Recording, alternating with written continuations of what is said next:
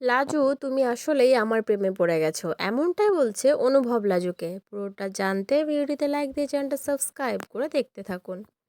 কনে দেখা আলো সিরিয়ালের আগামী পর্বে আমরা দেখতে পাবো অনুভব লাজুর হাত টেনে ধরে বলতে থাকে, তোমার মনে আমাকে নিয়ে কি ফিলিংস আছে লাজু? তখন লাজু বলে, তোমাকে নিয়ে অন্য কেউ কিছু ভাবলে বা তোমার কাজ অন্য কেউ করে দিলে আমার খুব কষ্ট হয়। এখানে অন্য কেউ বলতে হয়তো বনলতার কথাই লাজু বলতে চেয়েছে। এই বলে লাজু কান্না করতে থাকে। তখন অনুভব এসে লাজুর চোখের জল মুছিয়ে দিয়ে বলতে থাকে, এটাকেই ভালোবাসা বলে লাজু, তুমি আমাকে ভালোবেসে ফেলেছ। লাজু অবাক হয়ে তাকিয়ে থাকে অনুভবের দিকে। অনুভব লাজুর মুখটা তুলে একটু বলতে থাকে, এটাকেই প্রেম বলে। তোমার মনের মধ্যে আমি আছি লাজু, তুমি সেটা কেন বুঝতে চাইছো না, নাকি বুঝেও বোঝার চেষ্টা করছো না?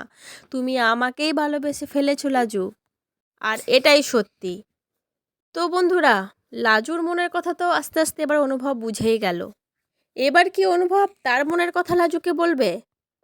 আর লাজুর আর অনুভবের এই প্রেমের পর্ব কোথায় গিয়ে দাঁড়াবে? কারণ এই প্রেমের তো কোনো পরিণতি নেই। অনুভবের তো অলরেডি বিয়ে হয়ে গেছে বনলতার সাথে, আর বনলতা অনুভবকে খুব ভালোবাসে, আর বনলতাও তার জায়গা থেকে এক চুলো সরবে না। আর ওদিকে সুদেব ও লাজুকে ঘরে তুলতে পারছে না। এবার এদের দুজনের প্রেমের সমীকরণ কোথায় গিয়ে দাঁড়াবে সেটাই দেখার। তো তোমাদের এটা নিয়ে কি মন্তব্য অবশ্যই কমেন্ট করে জানিও।